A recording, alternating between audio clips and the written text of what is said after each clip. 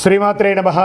మా ఛానల్ ద్వారా చూస్తున్నటువంటి ప్రేక్షక మిత్రులందరికీ నమస్కారాలు. చాలామంది మా యొక్క ఛానల్ ప్రోగ్రామ్స్ అన్నీ చూస్తున్నారు. మాకు అది వ్యూవర్స్లో కనబడుతున్నారు, లైక్స్లో కనబడుతున్నారు, కానీ సబ్స్క్రైబింగ్లోనూ షేరింగ్లోనూ చాలా తక్కువ కనబడుతున్నారు. మిత్రులందరికీ ఒక చిన్న రిక్వెస్ట్, మీకు నచ్చింది కదా, జస్ట్ లైక్, సబ్స్క్రైబ్. అలా షేర్ అనగానే మీ యొక్క ఫేస్బుక్లోనో ఇన్స్టాలోనో వెళ్ళిపోతుంది కదా, మీ మిత్రులు కూడా తెలిసిపోతుంది కదా. మా ఛానల్ని ఒక్కసారి అలా ప్రమోట్ చేయండి. ఇదొకటి మీరు మాకు చేసే ఒక మంచి సేవా కార్యక్రమం. ఈ యొక్క జూన్ నెల ద్వాదశ రాశులకి గోచార రీత్యా రాశి ఫలితాలు ఎలా ఉన్నాయి అనేది మనం తెలుసుకోబోతున్నాం. ప్రతి ఒక్కరికి జాతకం అంటే ఒక క్యూరియాసిటీ. నాకు ఈ నెల ఎలా ఉంటుంది, ఆరోగ్యంగా బాగుంటానా, ఆర్థికంగా బాగుంటానా, నాకు వివాహం అవుతుందా, సంతానం అవుతుందా, ఉద్యోగం ఉంటుందా, ఉద్యోగం పోతుందా, ఈ క్రైసిస్ ఉంది కదా, వ్యాపారం ఎలా ఉంది, రాజకీయంగా నేను బాగుపడనా, ఇలా ఎన్నో ప్రశ్నలతో సతమతమడే ఈ 12 రాశుల వాళ్ళకందరికీ కూడాను ఈ నెల మీ యొక్క రాశి గుణాలు ఎలా ఉన్నాయి, తర్వాత గ్రహాలన్నీ కూడా ఎలా ఉన్నాయి అని కూడా చెప్పబోతున్నాం. మళ్ళీ ఈ యొక్క జాతకం చూడగానే మీ జీవితం మారిపోతుంది అనుకుంటున్నారా? కాదట.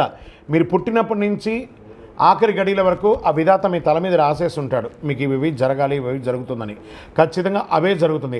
మరి మీరు ఎందుకు చెప్తున్నారండి అని అంటే, వెళ్తున్నటువంటి ఒక దారిలో స్పీడ్ బ్రేకర్స్ మధ్యలోనే పుట్టుకొస్తుంది కదా రోడ్లో, అలాగే ఈ స్పీడ్ బ్రేకర్స్ అనమాట ఈ యొక్క జాతకం. అలా మీరు క్షేమంగా వెళ్ళాలి, ఇక్కడెక్కడ స్పీడ్ బ్రేకర్స్ ఉన్నాయి, జాగ్రత్తగా ఉండండి అని తెలిపే ఒక ప్రక్రియ మాత్రమే ఈ యొక్క జాతకం. తర్వాత చాలామంది ఈ యొక్క జాతకం తెలుసుకోవాలనుకుంటారు. మా లాంటి వాళ్ళ దగ్గరనో లేదా చాలామంది సద్గురువుల దగ్గర అంతా కూడా అడుగుతూ ఉంటారు, గురుగారు నాకు చాలా అప్పులు ఉన్నాయి, నాకు ఈ జాతకం చెప్పండి. అంటే అప్పులు ఉన్నాయని అంటే అప్పులు తీర్చండి, ఉద్యోగమో వ్యాపారమో చేసి జాతకం చెప్తే అప్పులు తీరవు. క్లియర్ ఒకటి. తర్వాత మీరు తెలుసుకోవాలనుకుంటున్నారు, మీ పరిసర ప్రాంతాల్లో ఉన్నటువంటి గురువులనో లేకపోతే మా దగ్గర అడగాలనుకున్నాను అనుకోండి, ఇల్లీగల్ అఫైర్స్ గురించి ఏది అడగండి. మనం తప్పులు చేసి వాళ్ళని అడగడం ఏంటి, అది కాదు, అలా కూడా అడగకూడదు. తర్వాత చిన్నపిల్లలు ఖచ్చితంగా 21 సంవత్సరాల లోపు వాళ్ళు ఈ జాతకాలంతా కూడా చూడకండి. మీరు చదువుకునే విద్యార్థులు చదువుకోండి, మీ చదువు మీద మాత్రమే నమ్మకం పెట్టుకోండి. మరియు ఇంకొక రిక్వెస్ట్, 60 నుండి 65 సంవత్సరాల పై చిలుకు వాళ్ళు దయచేసి జాతకం చూడక్కర్లేదు. ఎందుకంటే 60 సంవత్సరాల్లో మీరు 60 వసంతాలు చూసుంటారు, తెలుగు అన్ని రాసుల్ని మీరు చూసుంటారు. కాబట్టి మీరు దైవానికి సమానం, కాబట్టి మీరు జాతకం తెలుసుకోకర్లేదు. మీ ఆరోగ్యం పట్ల మాత్రం జాగ్రత్త చేసుకుంటాం. రైట్. ఇప్పుడు ప్రతి ఒక్కరికి కూడా వ్యాపారం, మరి ఎవరెవరు చూసుకోవాలంటే వ్యాపారం ఎలా ఉంది, ఉద్యోగం ఎలా ఉంది, సంతానం ఎప్పుడు జరుగుతుంది, వివాహం ఎప్పుడు జరుగుతుంది, ఉన్నత చదువు ఎలా చేయాలి అనేది చూసుకోవడానికి అవకాశం ఉంటుంది. మరి ఆ గోచార రీత్యా 12 రాసులకి ఇప్పుడు మనం తెలుసుకోబోతున్నాం.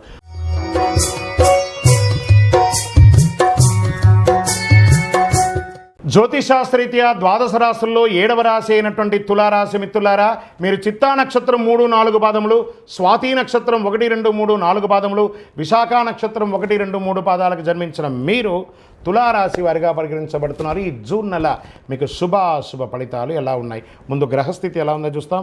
అష్టమ భాగ్యస్థానంలో ప్రతికూలంగా సంచరిస్తున్నటువంటి గ్రహాలు, సప్తమ స్థానంలో అంగారకుడు ప్రతికూలం, బుధుడు అష్టమ స్థానంలో అనుకూలం, గురు అష్టమ స్థానంలో ప్రతికూలం, శుక్రుడు 8వ 9వ స్థానంలో అనుకూలం, శనేశ్వరుడు పంచమ స్థానంలో అనుకూలం, రాహు షష్టమ స్థానంలో అనుకూలం, కేతు ద్వాదశ స్థానంలో ప్రతికూలం. ఇదంతా ఎలా ఉంది అని చూస్తే ఓవరాల్ మిశ్రమం అని కూడా చెప్పచ్చు. కొత్త వస్తువులు కొనుగోలు చేస్తారు, ఆర్థిక వనరులు కొంత ఇబ్బంది పెట్టినా గెలుస్తారండి మీరు తప్పకుండా.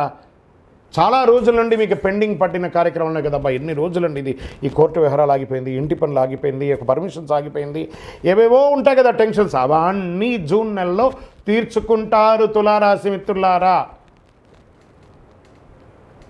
శ్రద్ధగా మీరే చెయ్యండి. ఏ డాక్యుమెంటేషన్ ఒకసారికి 10 సార్లు చదవండి. సంతకాలు పెట్టడానికి ముందు మీ ఆడిటర్ని, మీకు అడ్వకేట్ని అడిగి సంతకం పెట్టండి.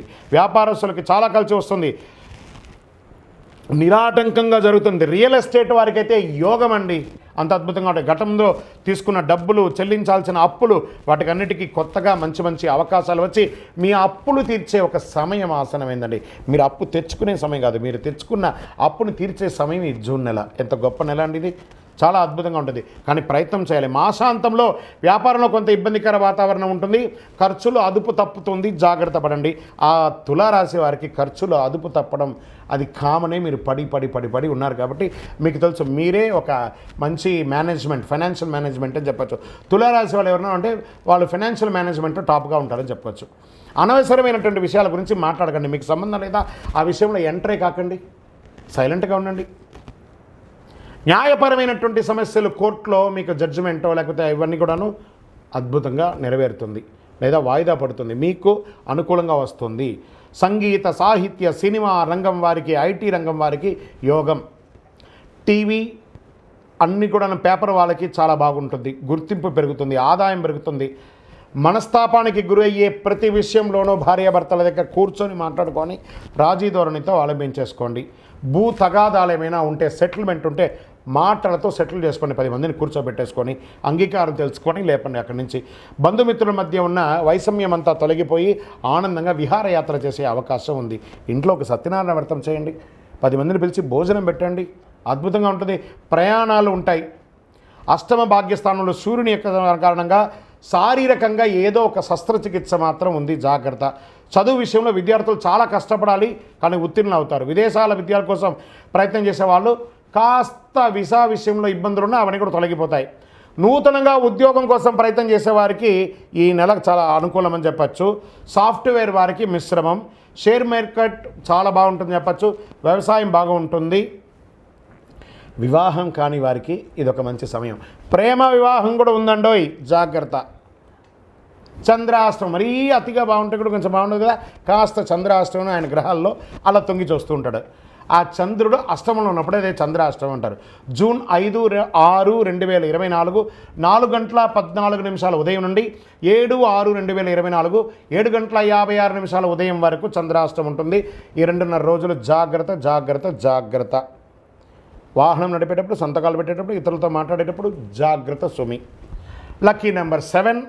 పరిహారం దేవీ సప్తసతి చండీ పారాయణం పఠించండి. దానివల్ల సకల శుభాలను పొందుతారు, వ్యాపారపరంగా ప్రయోజనం పొందుతారు.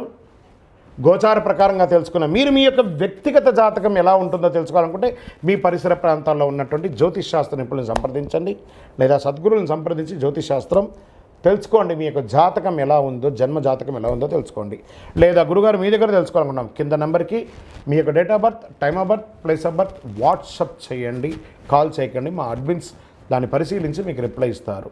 ఇంకను సకల దోషాలు తొలగి ఆనందంగా ఉండడానికి మీ వయస్సు ఎంత ఉందో అన్ని దీపాలు వెలిగించేయండి. విజయోస్తు.